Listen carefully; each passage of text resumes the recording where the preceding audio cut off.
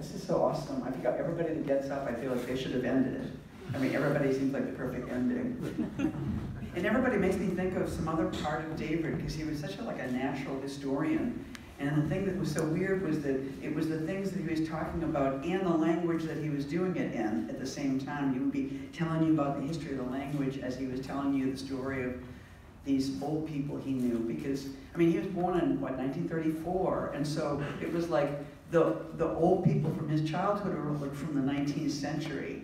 And so even towards the end of his life, he was talking about things he remembered about them, and even talking about, and so much of his memory was attached to the land that he grew up on. And so it would be talking about a particular hill and then watching a Model T go over this hill with these people in it that you can't imagine.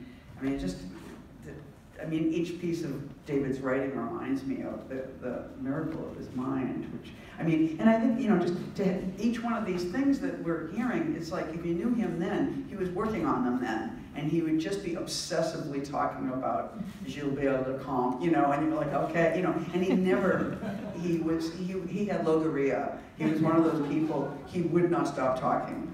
So drinking with him or hanging out with him, we just developed a system of signals where I would have to lift my hand and say, when I do this, David, you have to stop talking. You couldn't breathe around him because he was so kind of this outpouring of knowledge and information. But then it's like he turned me on to, Icelandic sagas. You've got to read these. And it would be, or Sarah Orne Jewett, Country of Pointed Pines, an amazing novel that he just was, and I still have books on my bookshelf that I haven't read yet that David gave me, And I think that the stuff that you were talking about, the names of the poets you mentioned, Robbie, like John Wieners and Steve Jonas and René Ricard, it's just this particular Boston school that David was weirdly a part of. And what it really represents is the underground of the underground. Because, Boston is a shitty city. And it always was, but it wasn't always so shitty. And I think part of it, I've had the experience lately of reading John Wiener's letters, and part of it is talking about being a poet and going into the underground of Boston that doesn't exist anymore. Like there was this, where the government center is in Boston, if you know Boston, there was this section called, it was the West End, it was Scully Square, which was, when I was growing up, it was where all the, the burlesque halls were, and it was just the dirty, honky-tonk, tattoo sailor party, where you would go if you were young and if you were a poet and you wanted to hang out. And one of my favorite quotes from Robert Creeley, who discovered this part of I never understood, actually, it wasn't until I was reading Wiener's letters that I understood this quote by Creeley, which I've always loved, which was that he talked about one night in college, he found himself on some other street, and he decided to spend his life there. And when I was reading Wiener's letter, I was like, oh, he meant Scully Square. It was just, if you just wound up at the wrong part of town, you were like, oh my God, this is a whole other world. But I think what's true, of course, is just that the idea of poetry being the underground of the underground, and that there are undergrounds of that. And David was just like was a gourmet of that kind of consciousness. And all these things that he was interested in were just finding a new sweet piece of it that you had never heard of, that nobody had heard of, and he was going to go there for a while. And if you were his friend, you were going to have to go there with him, and it was just an amazing, in the last 10 years of his life, because there was David drunk and there was David sober, and I knew both of these Davids, and I was a very bad drunkard with him, and my friends thought he was going to kill me because he's a big man, and he could drink so much more than I could drink, and he would make sure that I would have every possible drink I could want and not want, and keep drinking. And the challenge with David was to stay conscious with him, and sort of keep going. So I'm going to read two pieces, which neither of them I really liked so much at the time. And one is called, I hadn't thought I would, one is called West of Napeague, which is, what he did towards the end of his life was he would just walk a lot and describe it exactly in this very pointillist landscape way. And it's just, I'm just as a writer, and as a person, I'm so influenced by this stuff. But so this is West of Napeague.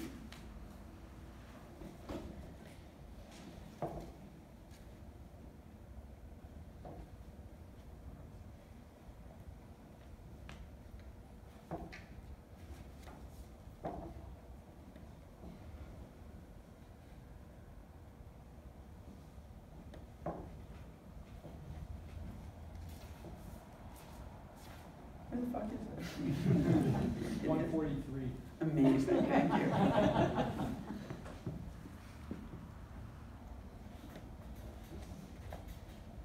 Pausing through the woods at Bendigo, I note elderberries, pussy willows, and shotgun shells, empties, green and black, 12 gauge.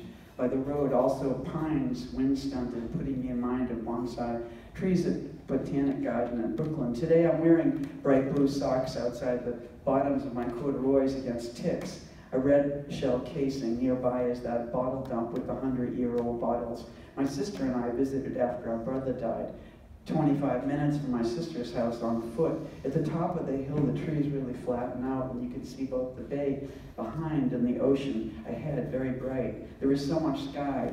A dirt road doubles back down the hill. I've never followed it. It's the old Montauk Highway from before the railroad. It drops off towards the tracks, deer tracks, a dead mouse. I'm scared of ticks. A blue shotgun shell. Anthills already open, sunbaked, as if this were summer. It takes me back a mile out of my way. I don't know where it goes. Still another shell, canary yellow, this one. 2:45 p.m., breeze freshening. I don't know where I am. A rusty paint can made into a sieve by a shotgun blast. Another canary-colored shell, Winchester Super X 20 gauge. I turn back, facing a pale sun and a milky cloud. 3:20, Napeague Beach, at last, the ocean. I found a path down the hill across the railroad and Route 27 onto Napeague Lane, straight to the ocean. I put Napeague Lane in quotes because it wasn't there when I was young. Napeague means waterland in Algonquian. The beach is level with the ocean, flat and still, no wind, no waves to speak of, just a quiet, steady sound of 10-inch wavelets in endlessly repeating lines, sunlight forming spokes in the clouds west, dead spider, crabs, gulls moving up the beach ahead of me, the sun like a full moon behind moving clouds, and then tire tracks, the endless trace of a wheeled vehicle along the high tide line. It looked the same 200 years ago. I pick up a transparent egg-shaped stone with pink and blue in it, a jellyfish the size of a nickel, 2 horseshoe crabs. There's certain clamshells with this combination of blue and gray and shifting patches moving over to a dirty cream color. I came to love these colors only lately. Younger, I never saw them. Nature was drab compared with, say, a painting by Mondrian or the color charts and Goethe's Farbenlehre. 3:45, approaching Asparagus Beach. Narragansett, the sky is now the same color as those shells. Gray, blue, rust pink, except there is the vibrancy of sunlight behind it all. I keep mentioning light in my writing, even in my conversation, above all my thoughts. It's almost like a prayer. I wonder, is this mystique of light a received idea, something latched onto at an impressionable age? It can't be. Look at the life forms, sailants and others, that inhabit the ocean floor, entirely cut off from light, which not only make do without retinal vision, but stand on their heads on the bottom for long periods, like yogis, and often swim upside down or backwards.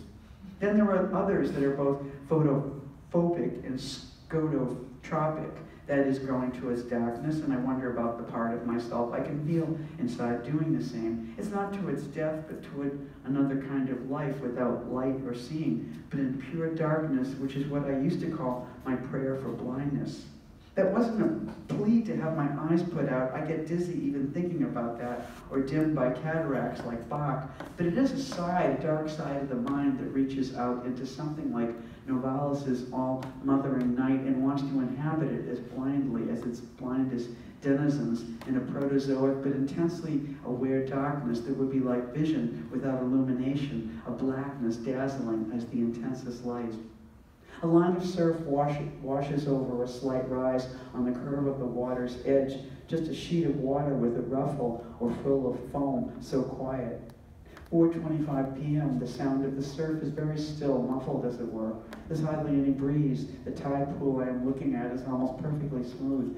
There is an ancient Chinese book titled The Classic of Pure Calm. 4:30, Indian Wells. The sand is crinkled up like an aerial view from very high over the Sahara. Water action, however not wind, did this. The dunes here are marked with yellow tick warning signs. Pinks and browns are coming out in the clouds around the sun, now much lower in the sky. It's 10 to 5. 2 Mile Hollow, 5 o'clock, 3 sets of footprints, shoes, boots, bare feet. I passed the windmill belonging to William Simon, Secretary of the Treasury under Nixon. He had the windmill fixed up with federal funds for historic landmarks. It's in his duneside shack backyard, not open to the public. I once was invited in there and climbed up inside. From the top, I imagined I could see all the way to Montauk. 520, Maidstone House. I turned in from the beach into the tar top, hiking fast over the golf links towards Main Street. We could leave there, or we could go to hell with David. What do you think? Hell. Hell, a little hell. We hated this. It was just like when David was so drunk and he was so scary, and he was like, "I'm going to read the Yoga of Anger." We're like, "Oh." He really was like intense. And my name is in this piece, but it's only, we were really good friends and we were drinking ourselves to death together, so that's why I'm in it. You know, and he would do this in nightclubs, and he was like the mad preacher, and he would, he was really scary.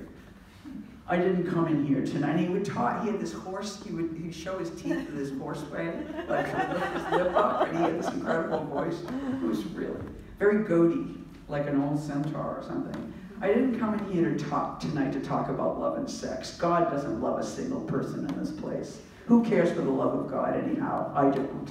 I'd rather deal with something more tangible, like a pair of breasts, for instance, and I don't believe God has breasts. Now my friend here has called me the mad preacher, but that has nothing to do with mad, insane. What we are dealing with at this point is anger. Anger is more than the name of a filmmaker, it's universal.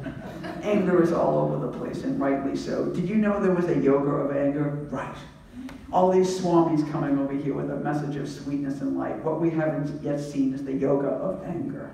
They were the true mad preachers. These guys sitting up on Kailash and full lotus, screaming with rage, perfecting a glare that could zap anything at any range, telling the siren-like demoness flitting in front of their eyes to fuck off. Female spirits that were always making other lesser men have an involuntary ejaculation into the nearest river, and it would get carried downstream where a doe would swallow it and a child with antlers would be born. Or a fish would get it, and so mermaids and mermen. Well, since all of the above are nothing but figments of the collective unconscious, the yoga, some woman from London had just dumped him. There was a band named really great girls punk band, and he was in love with this woman. She had just dumped him. Yoga of anger would have nothing to do with them. It correctly rejected them, chased them into the woodwork where they belong without exception. You don't need ups, downs, goofers, speed, alcohol, psychedelics, any of that shit. Just go for pure nerve, adrenaline, anger. Anger is the name of the game. Fuck peace. Fuck quiet. Go for anger. Be like the headlight of an oncoming freight train. Climb down the world's throat like a locomotive. Freedom from anxiety was one of the 4 freedoms spelled out by FDR. It turned out to be a fraud. You have a constitutional right, a duty even to get angry, vent your rage, act out any fucking way you please.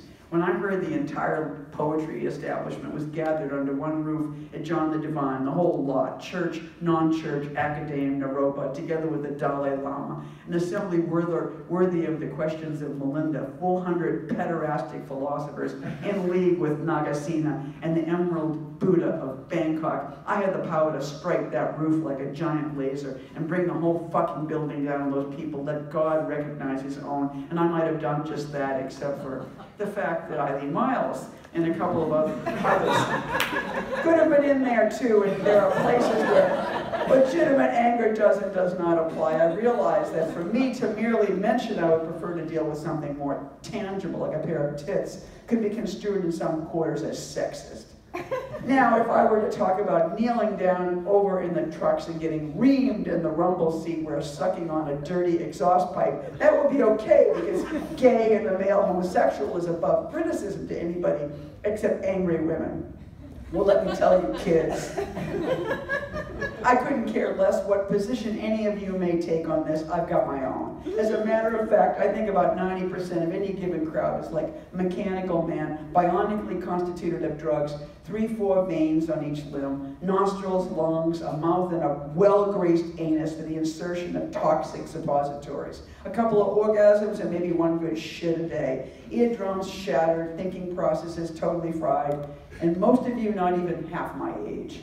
How a man of 70 can find himself attractive and talk about jerking off in front of a mirror with a movie camera rolling, trained on him till he shoots is beyond me. It is something I'll never understand till I reach that age myself. How would I know? I don't go around fucking 60-year-olds. Shoot, indeed. Every shot I ever fired was in anger. I killed a man in Mexico, shot the motherfucker dead, watched him bounce in the moonlight. This town on a plateau, volcanic fault lines, gaps bridged by rotten planks, and the son of the bitch was out to get me, so I killed him. And I have never lost an hour of sleep over it because I was angry then, when I was 25, and I am angry now. There's a line by Bessie Smith. Nobody knows my name, nobody knows what I've done. The line applies to me. Every shot fired in anger, I shot my life and several other people's full of holes, and never will forget John Wiener's, if a man were to die with the needle plunged in his vein, he would not have died in vain. If you can believe in anything, it's a volcanic fault. Eruptions happen when the sulfur sleeping underground has a dream, and this swells into a mountain, bringing it closer to the heat of the sun, causing the sulfur to explode. Shoot, if you will. As for gaps, I think people ought to stay in their own age bracket. Want to play around outside your age? Why not just kill them? That would be the angry way, the correct way. I mean, I think if I have an axe to grind, you're right, I do, and fuck you. I mean you know who I mean. You know who you are and what you are. Fuck you. Why anybody should be turned on by a person 20 years their senior is a mystery, a superstition. It doesn't fit. I distrust it. I reject it. I spit on it. Anybody who hangs you up, you have a duty to get angry. Go for the jugular if it's within reach. I'll never forget this conversation between Vaccaro and Jackie Curtis, bickering over who wrote this play, and Vaccaro suddenly said, "I'm gonna kill you, Jackie. Hang me up a whole fucking summer over a fucking play, and I wrote it. I'm gonna rip your eyes out. I'm gonna tear your tongue out of your head. Go in Max's Kansas City. I'll get Mickey's to really fix your ass. I'll kill you. I'll kill you. I'll kill you. You'll never act again." Right fucking on was my reaction, and I like Jackie too, but that was the spirit. Solanus took that gun and went after Warhol's ass.